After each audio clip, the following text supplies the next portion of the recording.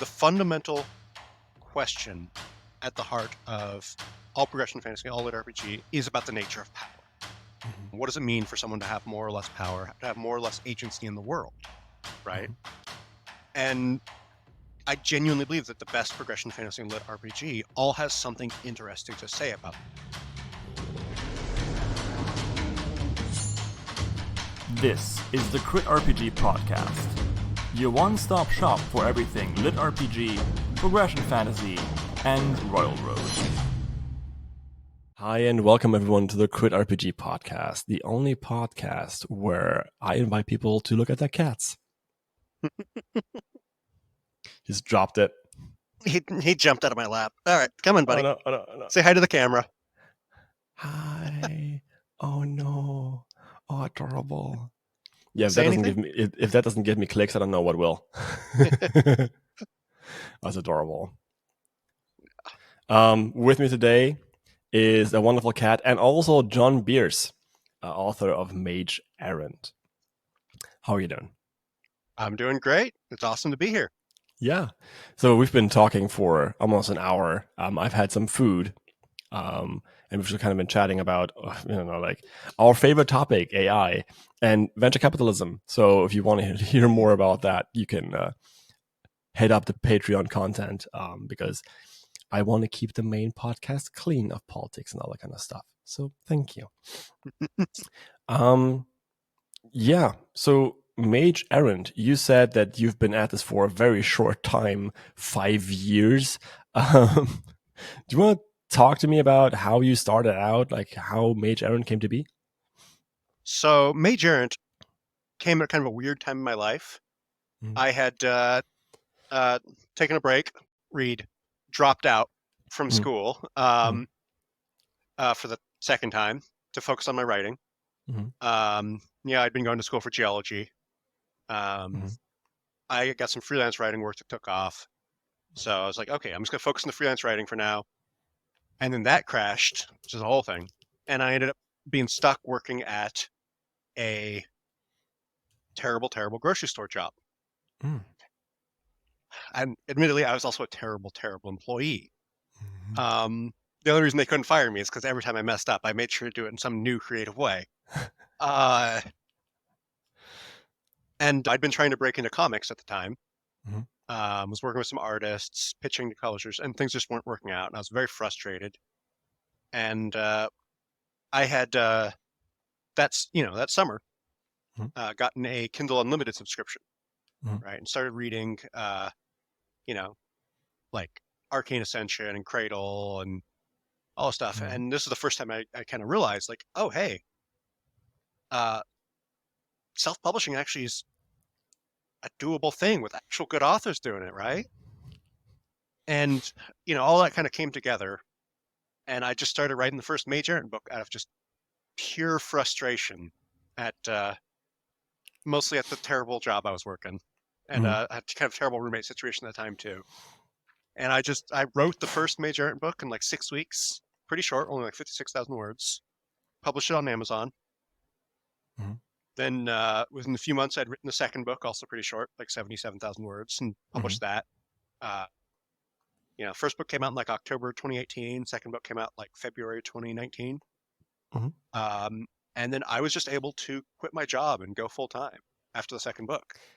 Listener beware, that's not how it usually works. Like, he skipped some steps there. I did. There was a lot of luck involved. I released the right books at the right time when, 2019 people were obsessed and looking for Wizard School books. I was coming in right at the beginning of the whole progression fantasy thing.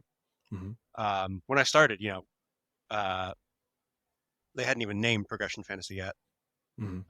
It was, just really good timing, People tell me it's also because I have a book. I know not to trust those people. They're all liars. Liars. Like I could trust you, or I could trust my imposter syndrome, and my imposter syndrome's always here with me. So they're reliable. John, have you ever considered if you're actually that good at having imposter syndrome? What if you're really bad at it and people will find out? if you excuse me for a second, I need to curl up under my desk for just a minute. A friend of mine gave like asked me that once, and that was a really really good advice for me. Yeah. No, imposter, like, Hmm. some half time I feel like it's just like imposter syndrome, megalomania, imposter syndrome, megalomania. I don't really get in between where I just have a healthy relationship with my writing. And then you find Zen, and you find the way of I'm writing. That's neither good nor bad. Some people like it, some people don't. Everything's fine. And yeah, it's a good point to get. But so, I mean, did you just like wake up one morning and started writing, or I mean, you've probably been writing for a while, right? Yeah, I've been writing. Oh, I don't even know how long. I think I started seriously trying to be a writer around probably 2010. Mhm. Most of my efforts for that time were focused on trying to break into the comic book industry. Right, I had a few short stories before that, but I didn't really have the work ethic or anything going on. Um, Work what? Work ethic. Okay, so ethic. What's the other one? um, and I did have a lot of freelance writing for years, but that was like nonfiction stuff. Um, Everything helps, right? hmm Oh yeah, no, any writing experience is going to inform all your other writing experience. Mhm. Um, it's why I think it's so important for people just to, even if it's just as a writing exercise just for yourself, Mhm. try different forms of writing you never tried before. Like Mhm. every now and then I try to write a poem, and I destroy it because it's so bad, but I do try. Poetry is Um, nice though, but yeah. Mhm. oh yeah, yeah. No, I mean it will help you stretch your prose muscles like nothing else. Mhm. It's why I write so many short stories. I also have a standalone novel, The Rack, Oh which yeah. didn't do Mhm. very well because it's a novel about a plague that came out right at the beginning of the COVID pandemic. Oh yeah, that will do it. Yeah, Mhm. poor timing. But I pushed myself incredibly Mhm. hard in like the Mhm. prose and structure into things. Much Yeah. more literary than Mage Errant. And I found a lot of people, just like random reviewers and stuff, be like, "Hey, Mhm. something happened between books 3 and 4 of Mage Errant. It's like he just jumped in skill level as an author." And Mhm. what it was is that's when I started doing my short story Patreon, and that's where I wrote The Rack. Mhm.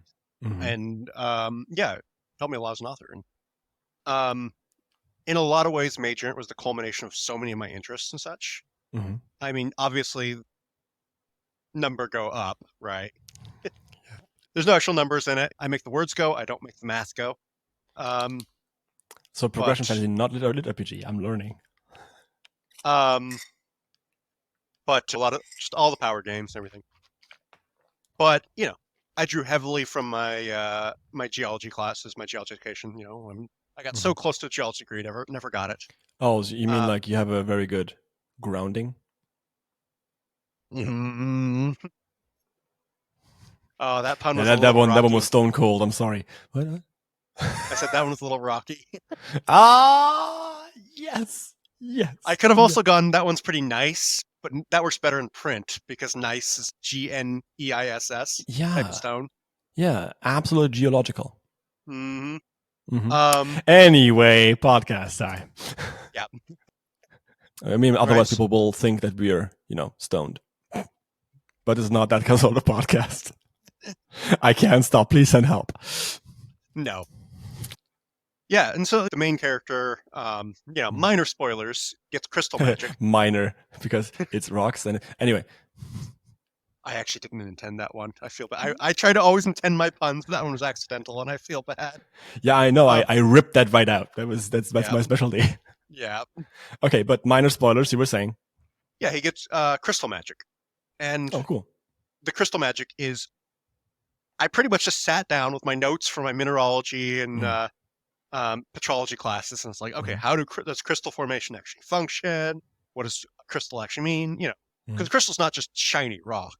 mm, Um, like any rock, sorry, any mineral is mm, crystalline, right? There are mm, non-mineral, non-crystalline rocks.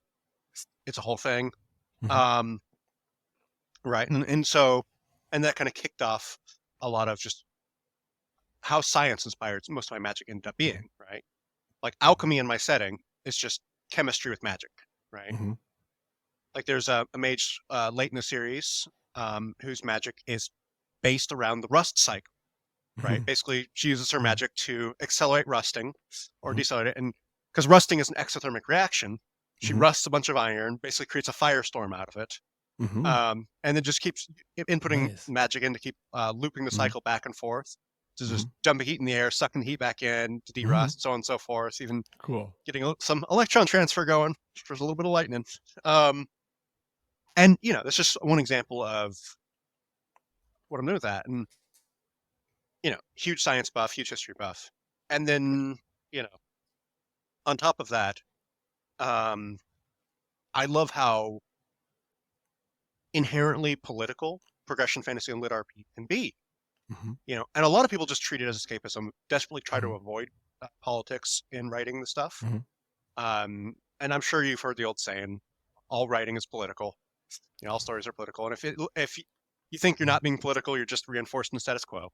But progression fantasy, the fundamental question at the heart of all progression fantasy, all lit RPG is about the nature of power. Mhm.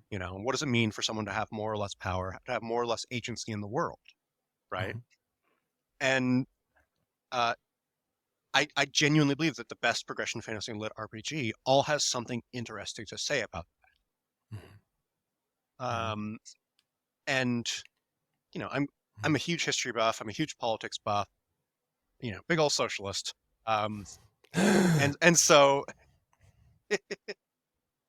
I'm the nice kind of socialist, though. Mhm. That's what they all say. And then you whip out your, you know, stick of the masses, and Just pay attention to the bread and roses. Ignore the guillotine. exactly. But Um, yeah. Mhm. and yeah, like take Cradle. Mhm. Um, the core conflict of Cradle, without spoiling it too much, Mhm. all has to do with um, what happens when individuals seek too much power, Mhm. right? What happens when power is too concentrated, right? And uh, it's hard to talk about spoilers, but one thing I love about it is you can come to genuinely different answers Mhm. about what the setting, what the storyline has to say about the question, right? Mhm. And like I really believe that I've got a different interpretation of it than Will does, right? He wrote it. Mhm. And that's the way it should be with any writing, right? People should be having different interpretations of the authors. Mhm. Um, and so this is something I dived really deep into Mage Errant, Mhm. and I'm there's no spoiler to say that I'm pretty hard line on the yeah, having too much power concentrated is, like the old saying goes, absolutely corrupting, Mhm. Um, Mhm.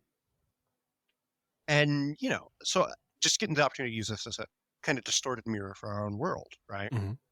Um, because in our world, personal power is pretty much meaningless, right? Mhm. It's social power that matters, right? Mhm. Political power is social power. The only people who realistically believe that personal power can outweigh social power drink way too many energy drinks, uh, ride dirt bikes, and punch drywall. Um, you It know, may be true, yeah. But and but but in progression Mhm. fantasy and lit RPG, Mhm. you actually have settings where personal power can and often Mhm. does outweigh social power, Mhm. and Yeah, I so that's mean, yeah. What happens if someone can literally throw the entire police department? mm-hmm. Mhm. And so I just kind of examine this. Mhm. Major one of the things. It's just like what happens when politics is centered around these individuals who are just like can level a city single-handed. They're living weapons of mass destruction or literal Yeah. kaiju. You know.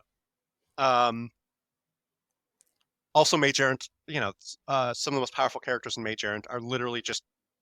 I was like, I'm going to write the Golden Girls as nuclear weapons. Just the Golden Girls as weapons of mass destruction. Spoilers, but no, it's fine. No, I mean, and asking these questions, I think, is at the core of all literature, right? I mean, Dungeon Crawler Carl, for example, is one of my favorite examples because it is a very harsh critique of sensationalism and the kind of spiral where it talks about the kind of spiral that revolves around more and more dopamine hits and where it leads and how it dehumanizes people and that sort of thing. Yeah, you can write an entire essay about the fact that as soon as someone is on a screen, they're no longer really human, and how that's reflected in Dungeon Crawler Carl. Like, even if they are at this con, they're not really there. They're just representations of themselves, and they're there to be looked at. And I kind of wonder what happened at DragonCon to make Matt Dinneman write this book. But no, in general, I think it's a very, very interesting book and very interesting series. And I, as someone who's written his master's thesis about fantasy literature, there's no such thing as an apolitical book, right? Oh, absolutely, yeah. Because it always exists in a social political context where you cannot take the reader out of the hermeneutic circle. And if the reader isn't very interested in politics, then they'll just read the story and think, like, okay, cool, great, numbers go up, action stuff. But if the reader is politically interested, you could write about, I don't know, roses. And people are like, yeah, very, very profound political statement. There was a phase where there was a lot of upheaval in the late 18th century, I think, in Germany.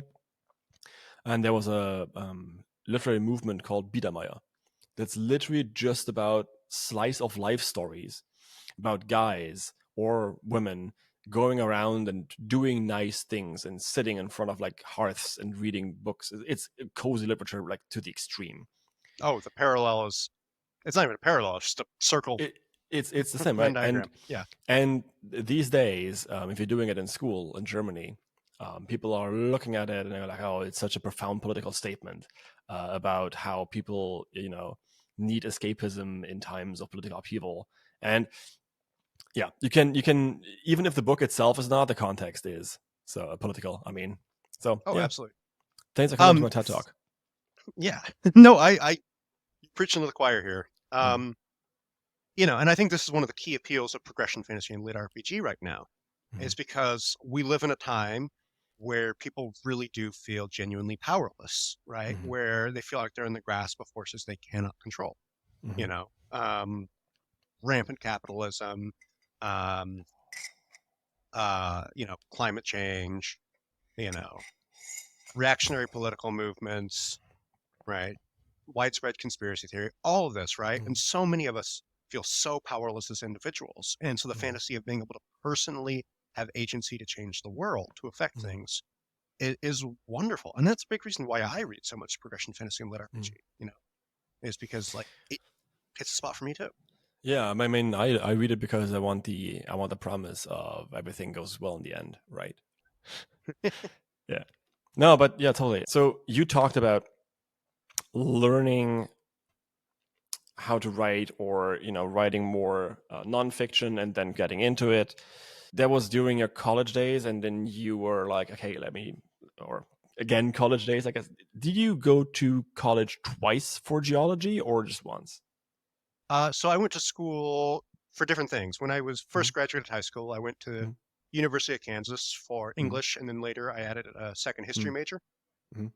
Dropped out, started drinking too much, turned into a loser, Into a what? Into loser. a lizard?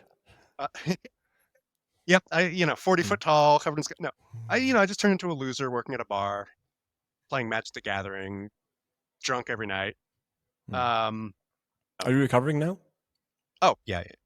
Well, I was never a classical alcoholic. I was absolutely abusing alcohol, drinking too much. For whatever reason, I never ended up with proper alcoholism. I mean, the alcoholism model, it tends to be too hyper focused on that one specific instance. I was more like binge drinker type. Yeah. But yeah, these days I barely drink at all. Don't have any urge to. I'll have like a glass of wine at a restaurant or something. Yeah. Occasionally, I'll very occasionally get drunk when I hang out with an old friend, but then feel no urge to drink more afterwards. Okay. Cool. Um, So you were saying you went to yeah, college, dropped dropped out, out, became a did the loser. whole loser evolution thing. Yep, spent all my money on beer and Magic the Gathering cards. Um, which to people who can play Magic the Gathering without getting addicted and without spending all your money on it, you impress me deeply. Um, Yeah. okay. I Not don't many. like. I know I shouldn't, and so I don't. There's not many more drugs more dangerous than Magic the Gathering. Mhm, Yeah, and then I moved up to Portland, Oregon. mhm, Started going back to school for geology. mhm, Got the freelance writing work. mhm, Um, and yeah, then I dropped out when the freelance writing taking off. I started making my first good living in mhm. my life. Um, all that stuff happened, but Yeah. the school was super important to me as a writer. The freelance writing, Mhm, um, I draw so heavily in all of it in my writing. Like mhm, the history and geology, especially, mhm, um, and the freelance writing stuff. I was writing nonfiction, like educational content for history and mhm, science. mhm, Um, and I think this is kind of one of the ways that I can write books with like this heavily science-inspired magic, mhm, discussions of history and political philosophy without it being boring. I can still keep it as a mhm, really fun romp for people that are just looking for escapism. Like it's still just people mhm. throwing spells at giant monsters. So you're saying you can make science rock? Yes. Good. Good. Um, and yeah, yeah. So I think this is one of the ways in which it's so important to just get different experience with different writing types. Mm. Cool. Um, Awesome. No, yeah, because I always ask people where they got their chops because many people think like, oh wow, I started writing a story and now I should be instantly published. No, right? That's not how it works. So you got your chops, doing all this educational content. You also studied English. Did you do any creative writing classes? one, it was just an Mm. independent study where I was just writing a few short stories with Cool. and then reviewing it with the professor, just one on one. Um, I also wrote a bunch of graphic novel scripts. Mhm. Because I was trying to bring into that, and I think that definitely gave me uh, some really good practice in punchy dialogue. Mhm. Um, Mhm. Yeah, not oh, that I yeah. For use punchy comics. dialogue much, but when I want to, yeah, you got to be Mm. really, really concise with Mm.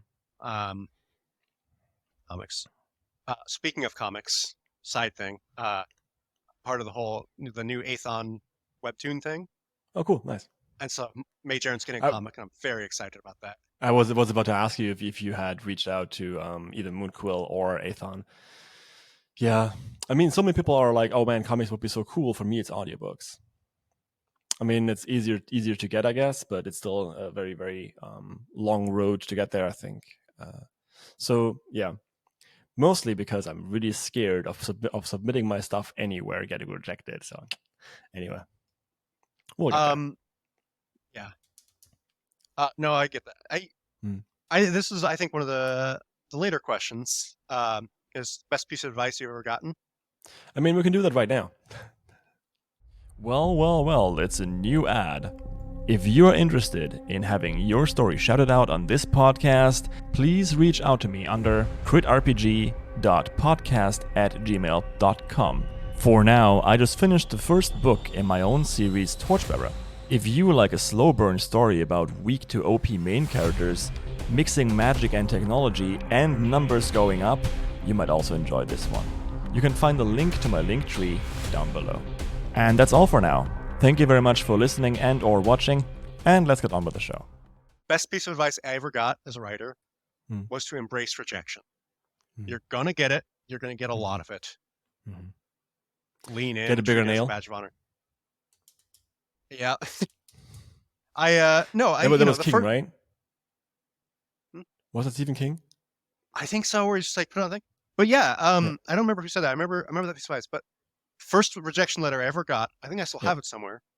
It was a rejection email, but I printed it off, took a little nail, tacked it to my wall right by my desk, and Yeah. kept it. And I was just like, because the point is not,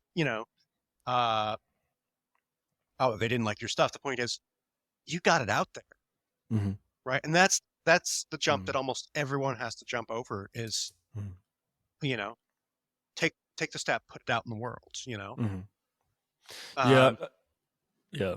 I also think that like transcending rejection, because it's maybe your work really isn't hitting that itch, right? Or maybe you aren't giving that story the best way of doing it. Just don't rewrite too much. I feel as though that's always a trap. No matter how much you love the story. yeah, the perfect is the enemy of the. Yeah. Um, So yeah. best Oh, advice you've ever gotten is get comfortable get comfortable with rejection. I'd say it's top 5. I don't think I could pick a number 1, Mm. but I think that's one of the best. Yeah. Also, just learn to finish things, Mhm. right? Which very closely ties in. Just Mhm. don't edit, don't rewrite, don't anything until the work is done, until the book is done. Just finish it. I want to make a pun with rip and tear, but there's nothing in writing that rhymes with rip or tear. Trip and hair. No. They're not really writing things. Script. Yeah, script. And Something about staring at a screen. nah, reaching. Nope, doesn't work. Reaching, yep, doesn't work. No, okay, so I mean, I got a friend, and Sam, if you listen to this, I love you. Who keeps starting stories, and I mean, several people on my Discord do that. They start stories and they keep starting stories, but finishing is so rewarding. And I mean, I'm the worst offender. I have several, like 24 novels that I started and never finished. And like some of them are like 2 or 3 chapters, some of them are like half finished drafts. But finishing taught me so much more than starting ever did. Because with finishing, I could now tell, oh, this will not work next time. Right? I need to rewrite this. I need to do this differently and that differently. So, yeah. Mm-hmm. I mean, one thing, so many new writers worry about being good at writing and not enough worry about being good at being a writer. Because they're different skill sets, right? Like the technical aspects of writing are really, really important, but they're less important than being able to finish things, than healthy working habits, than, right? Because it doesn't matter how good you are if you're not actually putting the stuff down, if you're not actually creating. There's a fantastic book. It's from the early 1900s by Dorothea Brande, Brande, called Becoming a Writer. It doesn't have any advice on how to write well. Instead, it's just full of advice on just how to write. How to do develop those healthy working habits, how to write consistently, how to manage your time. And this book's over 100 years old, or nearly 100 years old. I can't recall, but it's still amazing, the advice it offers, and I highly recommend it because I'm a tolerable writer. I was gonna say something nice about my writing, but I couldn't get it Oh out. no, you can't have that now. Every now and then I write mean, something even good, but you're rock solid. yeah, there we go. I think we used that one already. Oh, did we? Yeah, I can take my reliability as a writer for granted. Yeah, I was about to say that all the puns will probably come back later to you. Maybe grenade, but pretty good. Very, very good. Yeah, there's some dirty geology puns too. Remind me to tell you those later. Dirty. Oh, the dirty wasn't even intended to you. That was accidental. Oh, I'm disappointed. But yeah, I mean, there's so many people who are just such better, prose craftsmen than me, such better at character work, who just never put their books out there, never publish. I briefly mentioned that I was with my origin story that I was having some roommate trouble too. My roommate at the time was a musician. He was brilliant, and our friendship turned on me when he realized that I was really writing to self-publish, that I was really putting else in the world. Because for all his brilliance as a musician, he never put his stuff out in the world in any real meaningful way. Every time he got close to a product that he could put out in the world and be proud of, sabotage himself, you know, wreck it, and then come up with a completely different idea using totally different instruments, totally different setups. Did he want a band? Did he want to do a solo act? Was it electronic? Whatever.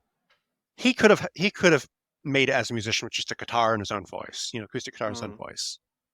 He never did. I don't know if he was afraid of failure or success, but he just kept sabotaging himself. He was a better musician than I was a writer at the time, and yet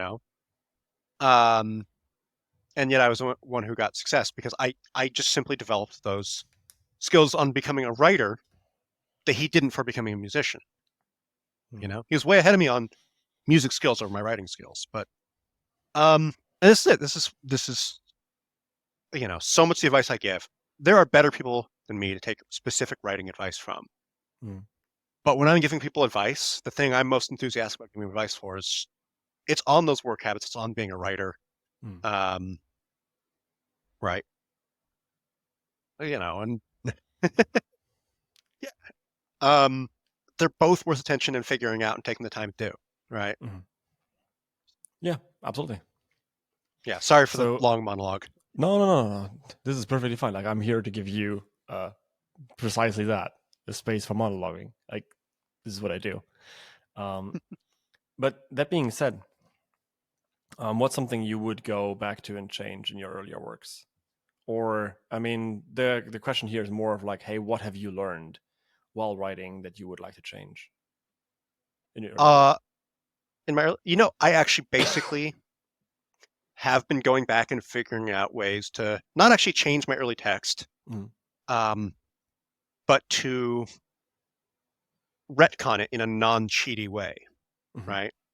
So, like in the first Mage Errant book, I casually mentioned like some spirit, right?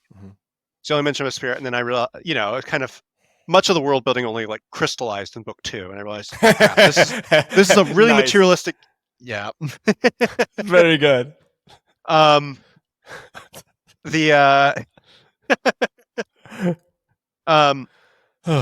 this is a very philosophically materialistic setting, right? There is no afterlife, no spirit. And so I'm like, okay, what do I do? How do I deal with this mention of a spirit, right? What do I do with... And so later on in the series, I, took the time to be like, okay, how do these work? How do spirits and elementals work? What's going on here? Explain them in a materialistic way, right? Also liches, and I was like, crap, how do I deal with liches? There's no necromancy in my setting, really. My solution for liches, it's, minor spoilers, but I'm incredibly proud of what I do with liches. Instead of, being just skeleton wizards. So magic in the Mage Errant setting, everyone has an affinity for specific, type of magic. It might be crystal magic, or fire magic, or hair magic, or bee magic, or, there's a wide range of things. And so, I was like, okay, so what do I do? So basically what ends up being liches are people who take their specific types of affinity and build themselves a domain using that affinity, right? Domain in the old medieval spelling of, DEMESNE. And so like there's one character who is he's a tree lich. Specifically, he is a mangrove lich. And so he grows himself a giant city out of mangroves, right? In this huge tidal swamp. And then he actually transplants his consciousness into this city. So liches and Mage Errant are people who have transplanted their consciousness into these massive, castle to city-sized artifacts made out of the material that their sentience is for, right? Which weeds out some type of mages from doing it at all. Like a fire lich isn't going to work, right? How are you going to build a fire that big and maintain it? Right. Well, nuclear fusion.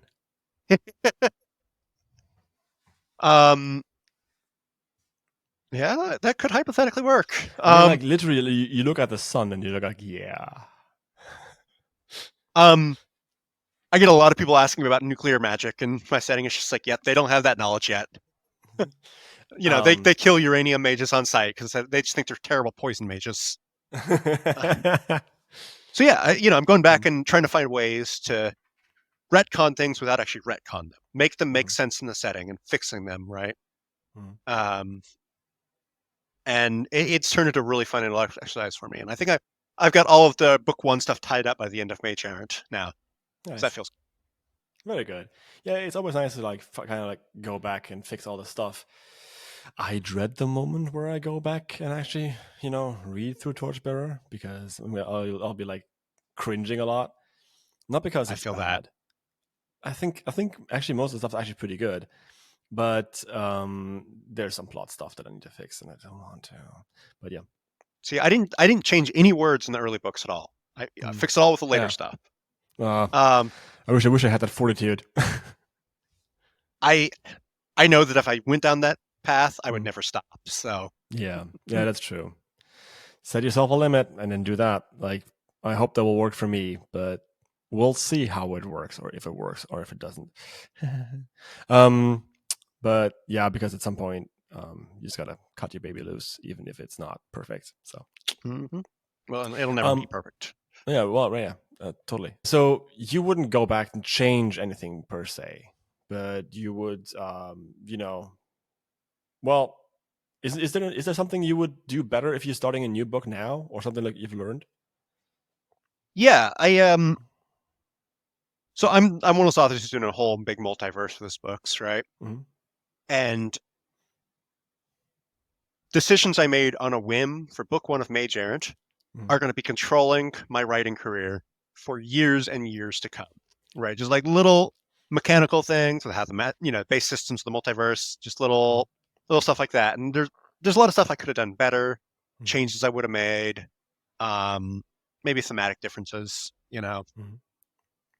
but I'm stuck with them now, so it's just like, okay, we can make this.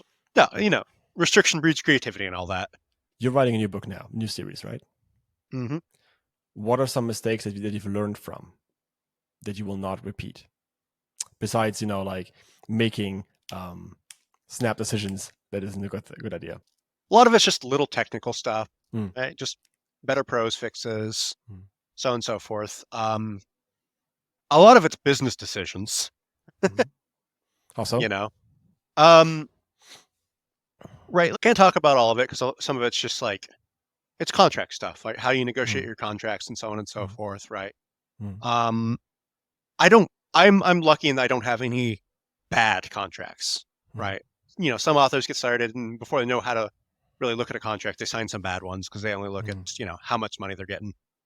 I lucked out, but there's still, if I went back and negotiated contracts again, I would do it differently, And, so I've just gotten savvier in the business department. In terms of writing, I kind of feel like I'm making some mistakes for this new series in that it is less written to market. I'm definitely taking a risk with my newer series, and just writing something that's less immediately appealing. My protagonists are starting off older. We've got female protagonists in the new series. Yeah, the big sin multiple in our genre. POV. Oh, Mage Errant was multiple POV, but this is one thing I think I did very right with Mage Errant, is that while it was multiple POV, the vast majority of the time, the POVs were in the same party doing the same thing. Yeah, okay. Right, so you're just getting a different perspective on the same chain of events. Yeah. Few exceptions, but for the most, especially later in the series, but I think that's one thing I got right. Other big mistakes that I've learned from. I think one of the big ones is in foreshadowing.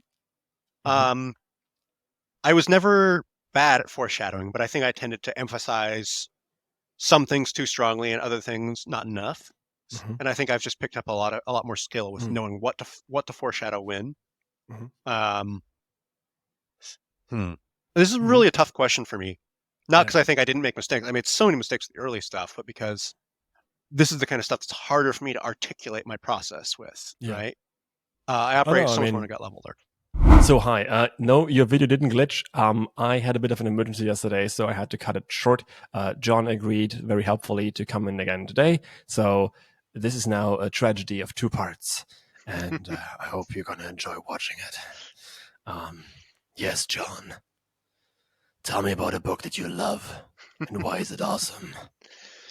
So I'm actually going to cheat a little bit and pick a Oh no. series. Oh no. But Tamora Pierce's Protector of the Small quartet. Um, so Tamora Pierce has all these series set in the Kingdom of Tortal, or its surrounding world. And Protector of the Small is the third of those. You don't need to read the others to read it, though it can enrich it. But YA fantasy uh, series following the uh, second woman trying to become a knight in the Kingdom of Tortal. So she's not the groundbreaking one, right? Mhm. That's the first series. It's about this girl Alana who sneaks her way through night school, basically disguising herself as a boy. So this is about the first girl openly going through night school, and Mhm. it's progression fantasy before progression fantasy was a thing, right? Mm. This came out late '90s, early 2000s, something like that. It's really freaking good. It starts out. She goes from like 11 to like 20 or something over the course of the series. So it starts off very much like kind of a you know kids' concerns and kids' issues in the first book to being Mhm. involved in a magical war in the last book. Mhm. Um, and it's good. Tamora Pierce pulls no punches and like confronting fairly serious issues, even from Mhm. like a child's perspectives, and it's just a lot of fun. Fairly realistic medieval combat. There's a lot of magic in the setting, but the protagonist doesn't have any. Mm. Well, don't we know that feeling? Yeah, and just no, highly recommend it. It's just a really fun, really excellent series. 4 books, pretty Mhm. quick read. That's how I like my answers, short and succinct, especially going towards the 1 hour mark of this podcast. Yeah, Then we're getting to the part that most people are very excited about: shout outs. shout outs. So first shout out I want to give is to a series which has not gotten anywhere near the attention I feel like it deserves. It's Katrin Butch Mortenson's Patron Wars. So it's a trilogy set Mhm. in a very high magic Scandinavian inspired fantasy world. Mhm. Um, and it's humanity is very much not the top dog in this world, right? Mhm. Um, it's all set in the city of shapeshifters, right? Mhm. And it's about a civil war they're having. And in the meantime, the city's surrounded by this incredibly hostile magical forest, which objects to the very existence of humanity, right? Mhm. And it's just like you walking in the forest, there's like a 1 in 10 chance that you just get transformed into a magical cannibal or something. I Um, mean, is that just like the history of Germany? um, That's where I grew up. yeah. Plagiarism.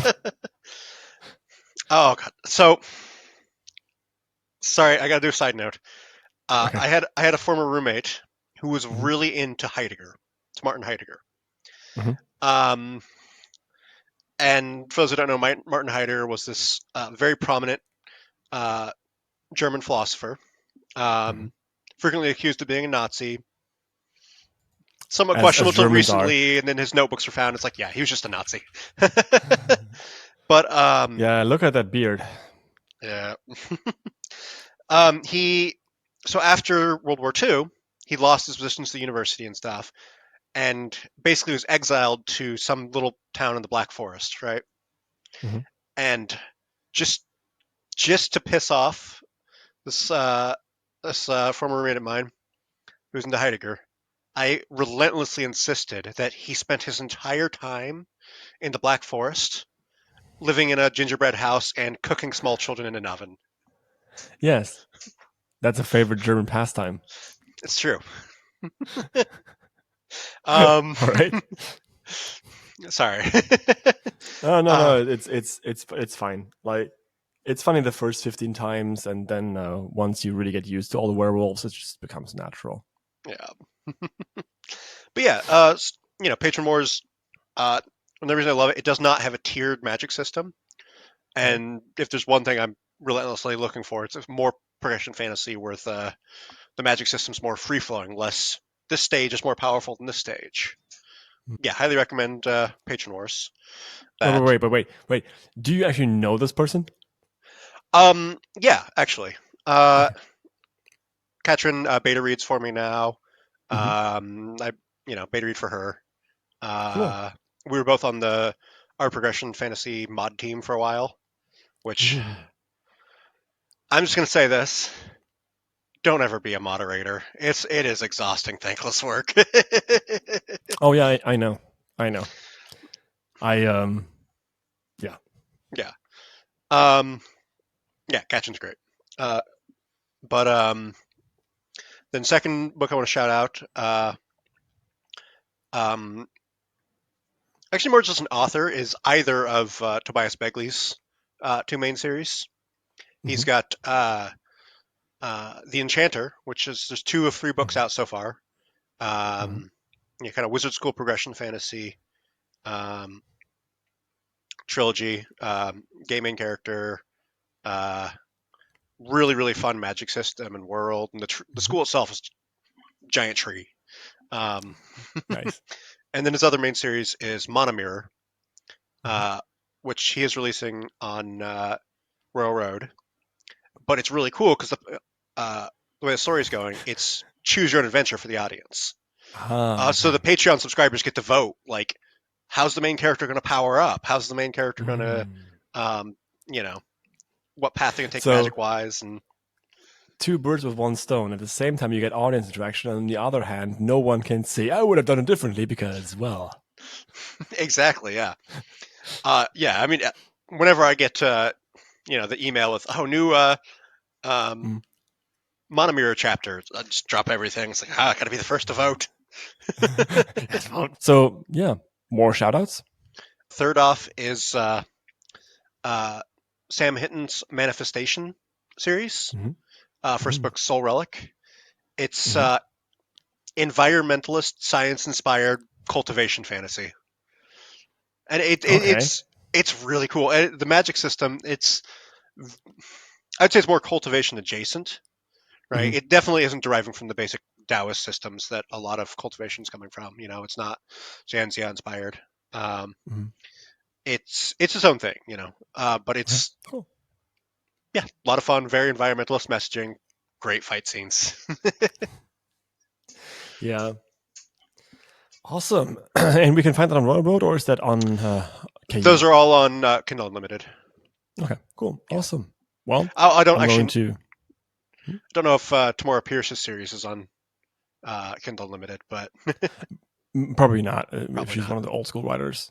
But Yeah. I'm going to put a link down below anyway for people to check it out. It's gonna be nice. All right, cool. Well, with all the shoutouts being done and every question answered, there's not really that much to do except for saying thank you everyone for watching and all listening. John, any last words for people before we go into the Patreon content? Last words. Okay. Famously, very Very famously. famously. Thank you everyone for watching and or listening. As always, please follow, like, subscribe. You know the drill. It really helps this channel grow and helps me do more of this podcast. Basically, if you're interested in helping out even more, the Patreon link is down below, and you're getting stuff for your money. You're getting basically, well, twice the podcasts. For every single hour of podcast that's on this channel, I think I have another hour of podcasts up there. And I always try to kind of keep it kind of like fair. So it's 50-50. But in the bonus content, in the Patreon content, I should rather say, uh, we're a bit more candid and a bit more free form. And it's more of a coffee shop kind of experience. So, yeah, hope to see you there. And if you're just listening to this on Spotify or on YouTube, thank you very much for watching and listening. And I'll see you next time.